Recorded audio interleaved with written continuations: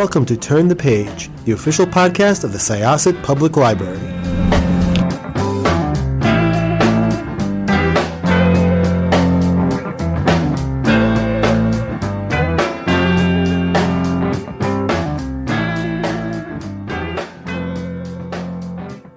Hello, everyone. Welcome back to Turn the Page. I am your host today, Jenn, and today I am joined by the author of an absolutely gorgeous memoir. It is touching, it is devastating, it is funny in places too. It goes a lot of really fascinating places, both physically and emotionally. It's a very, very interesting book, and I am so excited to talk about it. So welcome. Could I ask you to introduce yourself and your book, please? Hi, Jenn. I'm so happy to be here, and I'm tickled that you enjoyed the book. My name is Renee Gilmore. I'll tell you a little bit about myself, and then I'll tell you about my book, Wayfinding. I'm a neurodivergent, multi-genre writer. I'm an essayist and a poet. I usually talk about my experiences growing up in a family of car enthusiasts, a family of mechanics, racers, and collectors, and navigating a family full of secrets, which we'll talk about in a minute. I fearlessly explore the illusion of happiness. And with that, I would like to tell you a little bit about Wayfinding. So Wayfinding, a Memoir is my debut full-length book. I began to confront the impetus behind my wanderlust because throughout my life, I have been in love with the open road, with cars, with freedom. In fact, my passion for exploration has taken me to all 7 continents, but that real journey for me has been much more personal. That wanderlust is really the impetus behind this is a lifetime that's shaped by addiction and loss, disability, betrayal, domestic and sexual violence. So Wayfinding is told through a series of car trips and postcards from the road. This memoir really maps a route towards healing and acceptance and hope, with stops at Waffle House and the Monaco Grand Prix along the way. Readers are going to see me as a 6-year-old girl in pigtails, cheerfully sweeping the floor for the local Hells Angels, and ride along on the harrowing night that I was kidnapped in India. You're going to join me at the Mexico border and in Jamaica and see how I experienced racism and privilege as 2 sides of the same coin. You'll find that Wayfinding is narrated with intentional and really unflinching honesty and flashes of humor, as you mentioned. Wayfinding is really the story of what I've come to understand as who I am. A fiercely resilient woman determined not only to survive, but to remap a new life filled with freedom, connection, and joy. I'd like to tell you a little bit about the process of writing Wayfinding, if I could. Rather than being a guide about navigation in that very literal sense, the book uses road trips and car trips and travel as a narrative frame to really explore deeper emotional landscapes. You'll find the book is arranged using navigational terms like true north and backbearing, which backbearing, by the way, means that you are exactly opposite of your destination. The structure of Wayfinding is a little non-traditional, perhaps a little unexpected, and Jenn, you might have experienced that as you got into the book. It didn't start out that way. So originally, Wayfinding read more as, well, I was born, I did some stuff, I'm old, now I'm going to die. I think this is the expectation of most memoir readers, right? When I met with my editor at Treehouse Press, who is amazing, by the way, we really looked at the book again and decided that the structure was not 100% in service of the book. And we completely changed the reader's Wayfinding experience. The story I tell isn't tidy with neatly packaged endings, and I want the reader to experience my story through the lens of incongruence, through twists and a bit of chaos, because that's what the book is about. It's a very imperfect life and how I navigated it all. Wayfinding illustrates a journey through a collection of literary stories and essays rather than that single narrative flow. The format is more thematic, with groups of stories centered around a geographic location or around a literary structure, such as postcards from the road. So let me tell you a little bit more about what you'll find in Wayfinding. Wayfinding opens with a birth story, an origin story, if you will. But it also reveals my reflection realization that my father was a thief. Soon after that, I divulged that I experienced sexual abuse at a young age and talk about what happened.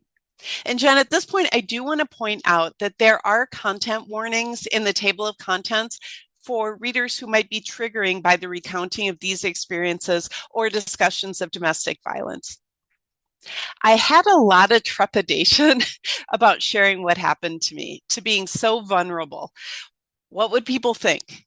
Would they judge me? What was it going to be like at work after my coworkers read this book? But these experiences were critical to my development, my survival, and what happened after, both positive and not. I also share what it was like to grow up in a household with parents who suffered with substance abuse and with mental health issues. It was lonely and frightening, but it also put me on a path of independence and resilience. My young adulthood and college were fraught with adventures, many of them ill-advised, but some of them were also pretty hilarious. For example, there's a story in the book about my driving lessons. And Jenn, I see you're laughing. Yeah, it's one of my favorite stories in the book.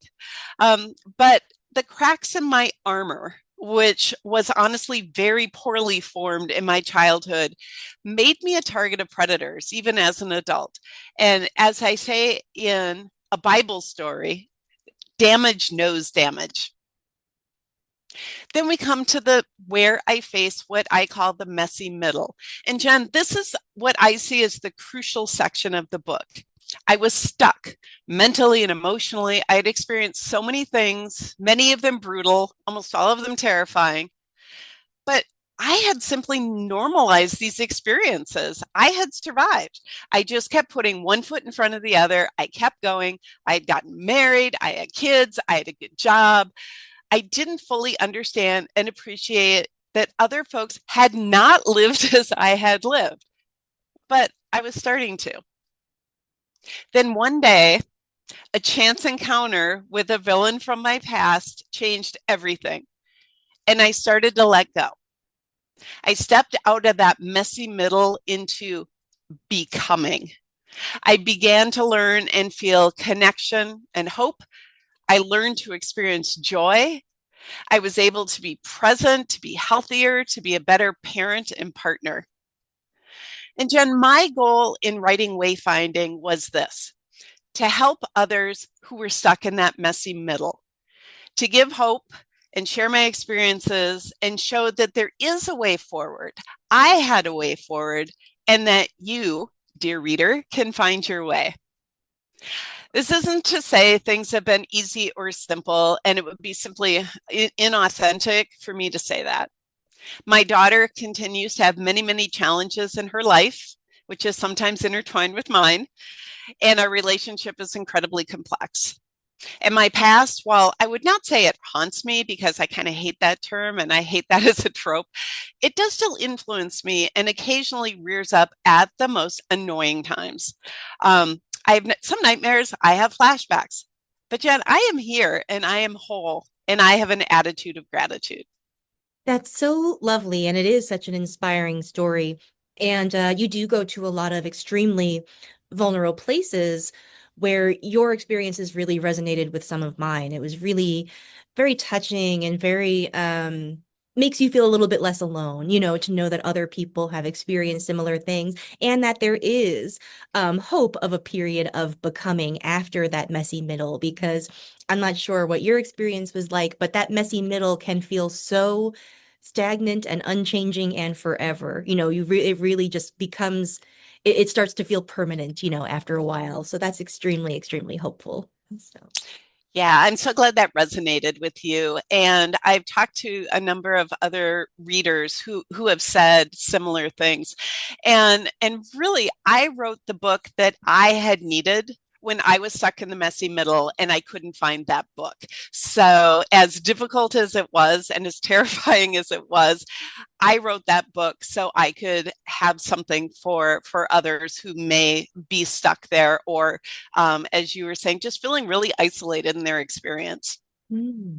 I read a Writer's Digest article where you described yourself as an accidental memoirist, and I was really taken with that phrase. You talked a lot about the structure and sort of the development of the project, but I'd love to know about the accident. Like, what was it that happened, or what realization did you come to that made you realize you wanted to write the story down?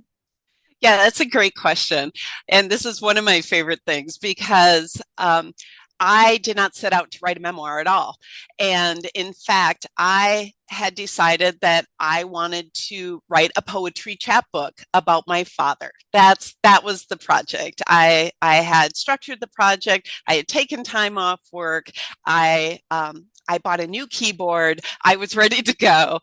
And after the first couple weeks, I realized that the chapbook was going to be 30 or 40 pages. So it was kind of a modest project. After a couple weeks, I had far surpassed that. And I had realized that one, this was not all about my father. Two, it was not poetry. So it was not a poetry chapbook. And three, I need a larger canvas because I had a larger story to tell. And as a few of these stories kind of came tumbling out of me, I realized that at that moment, as I was sitting in a hotel in Albuquerque, New Mexico, that I had somehow found the courage and it was the right time for me to write this book. What do you do when you're writing something that is so vulnerable? And I imagine takes a lot of physical and emotional energy to focus on for extended periods of time that are necessary in writing a book. How do you take care of yourself during that? And was there anything that the process of writing revealed to you or taught you about your experience that you don't think you would have had access to without writing it down? Oh gosh, so much to unpack there. So many good questions. Um, I'll start with the process of writing about difficult things. For me, the best way, what was it? Eleanor Roosevelt wrote, yeah, or somebody wrote, the only way through is, going through. And my way to handle that was greatly increasing my typing speed and just like racing through it to get a draft down because I knew if I stopped that I was done. So my husband, he such a blessing because 11 o'clock at night, I have my noise canceling headphones on and I was sitting at the kitchen table and I was typing like a mad woman and just the exercise of getting it down on digital paper was so important because once it was there, I could leave it alone for a little bit and I could go do something that was much more fun, like making a pan of brownies or go on vacation, and then revisit it. And it was less painful. So it was almost like a process of desensitizing myself and normalizing and realizing they were just words. And, the words couldn't hurt me. It's just on this digital page. And so going back and massaging and changing and reframing just became second nature. And it wasn't easy, but it wasn't as painful as I thought it was going to be. But yeah, my typing speed is rip roaring at this point. And then in terms of taking care of myself, it was taking small breaks, but I am go fast. So something that I realized and my writing partner have been pointing out, and I hadn't really thought about it, is I am I'm a speed demon when it comes to this, and I am like a serial producer. So I will sit down for 8 hours and just write and not take a break. I mean, I might not be able to feel my feet, but I am going to get, that last paragraph or that last stanza done of that poem. And I will just go until my mind says, yeah, you're done with this for now. I am not methodical. I am not plotting. I am not thoughtful. I am just fast, and then I'll rest after that. But it's just everything had to go down on paper. So, and this sounds trite, but I learned that I'm really brave. Like when you read the story, like I've had other people reflect to me and say, I read your story, and wow, it was a lot. And I never gave myself credit for how much it was, for just the depths and kind of the awfulness of some things that I went through. And I'm giving myself permission to pat myself on the back a little bit and say, hey, you did it. You got through that. Look at where you are now, and good for you. Absolutely. And I imagine that in the moment, or even looking back on your own memories, it's really hard to see that bravery, because when I look back at my own experiences, most of what I remember is how terrified I felt. You don't really feel very Right. brave in those Right. moments. And it can take that sort of outside voice to really remind you that, like, it doesn't matter how you felt on the inside, but it's what you did on the outside. Exactly. Exactly. Mm. Um, so just to pivot a little bit, something that I emerged for me that was really interesting to think about was how much travel has changed, even just by car in this country over a few decades. I myself have never driven in a world that didn't, at bare minimum, have MapQuest in it, and that made things so different. So I'm kind of curious about like the travel portion of the story. How do you see travel changing over your life of wayfinding, the good, the bad, the both? Oh, good question. Yeah, so many things have changed. I remember, so I come from a family of travelers, and we didn't have a lot of means. So we had a lot of car trips and doing things like going to see the Corn Palace in South Dakota, things like that, going to see Mount Rushmore and driving to Alabama. And I talk a lot about in the book about loading up a cooler full of sandwiches and lemon cake pies, and stopping at rest stops and eating. I think that travel, in my experience, has changed in the sense that we have normalized it to the point where it's not special anymore. So when I was a kid, like going on a plane, it was a thing. Like you planned your outfit. And I remember my grandma and my mother having these little tiny suitcases called train cases. And that's where they had, their rollers and their makeup and all those kinds of things. And I just remember ladies wearing pantyhose and high heels and having their little train cases. So that is kind of a good and quaint and nostalgic memory for me. Um, Having to sit in the back of the plane in the smoking section, not as good of a memory. My parents were both enthusiastic smokers, and so just coming out of 2 or 3 hours on a plane sitting in the smoking section, I'm amazed that we don't have all have lung cancer.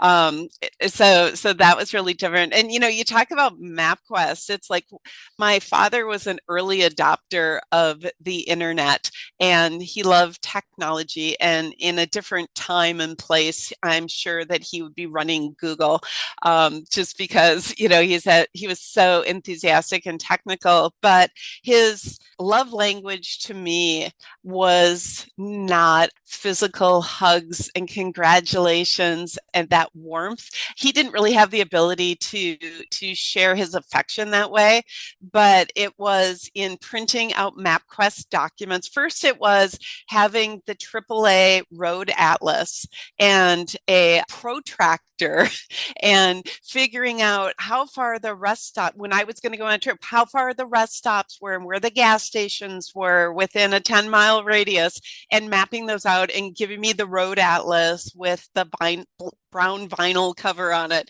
saying, don't lose this. And it was always on the front seat. And then he would mail me MapQuest documents, or he bought me a AAA membership so I could get triptychs to go places. And he died quite a few years ago, so he never got to experience Waze and Apple Maps, and he would be swearing at Waze like the rest of us do when we're driving through somebody's alley or yard trying to get where we're going. But it has just evolved to something that we pull out our pocket computer and say, I need to go someplace 2,000 miles from here, and I need to know where I can buy a vintage dress, and then we know. So I kind of miss the specialness of travel. I miss the ritual of travel, because now we all just kind of complain about it as like, oh my gosh, I had to stand in line at TSA and I had to take my shoes off and I had to do these things, versus like that anticipatory thrill of knowing that in 6 months you were going to get on a plane and go see grandma or whatever. So that's a long-winded answer to a short question, but something I'm really passionate about. I love that answer. It's so fascinating. And, thinking even just of the fashion angle, I remember, oh my gosh, like 20 something years ago when I was studying abroad, my grandmother, said to me, she's like, you need to pack nice clothes because everybody in Italy dresses like really, really nice. So bring like your dresses and stuff.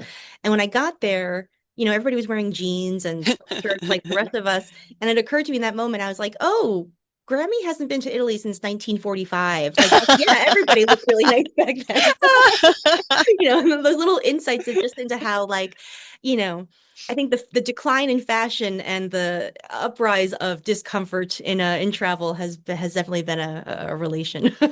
Yeah, I totally agree. And I just remember being so excited getting a meal on a plane with individual salt and pepper shakers. Like I said, we didn't come from a lot of means, and there was not any extra money around. But when my parents would go someplace, they owned a small business and they would travel to these conventions and things.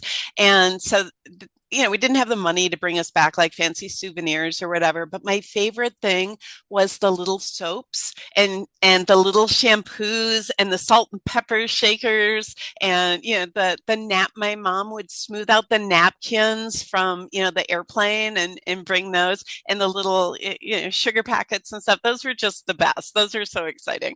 Yeah, it used to be a luxury experience sort of at a number of different pay levels. And it's such a hierarchized experience now. It is. Yeah. It is. Some people think it's democratized, but I don't. I think that the minimum point of entry has been democratized, thanks to low cost carriers and things like that. But you walk through first class, if you're in boarding groups 3 through 10, there is definitely a cultural difference. Yeah. It's like, are you going to have a good time or a bad time on this plane? So, yeah. Well, I really did enjoy this book so much, and I've loved chatting with you.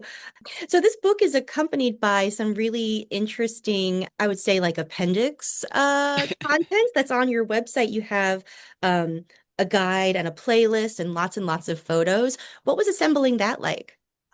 It was really, I felt like it was the birth of my next child, and I was nesting.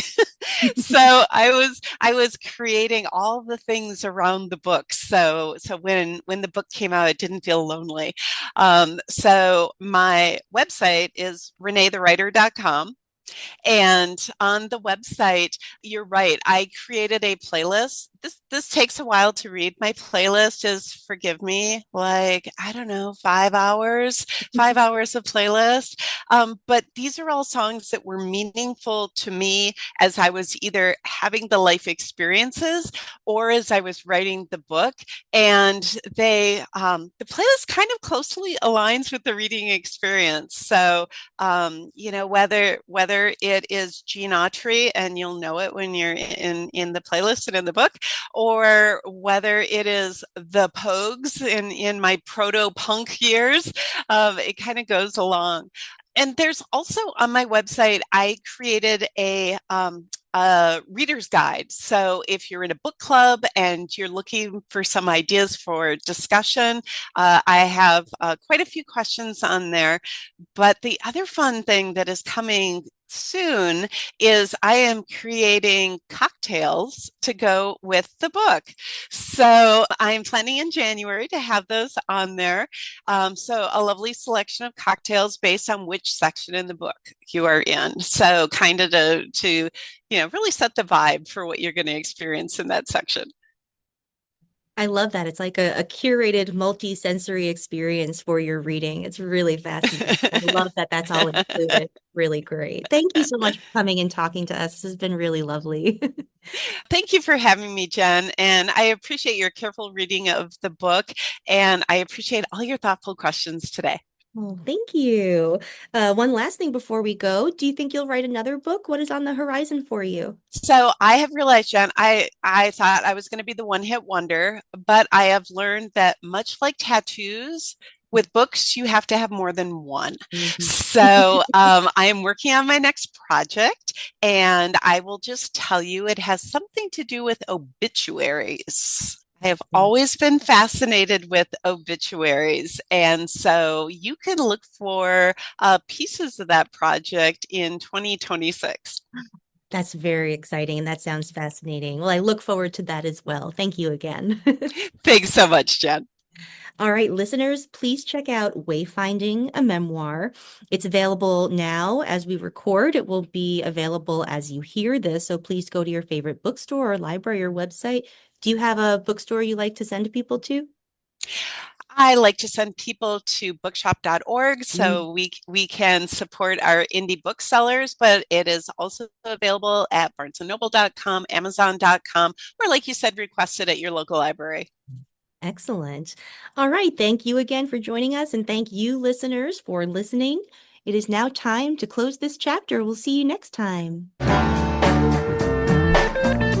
It's time to close this chapter of Turn the Page. Join us for the next episode.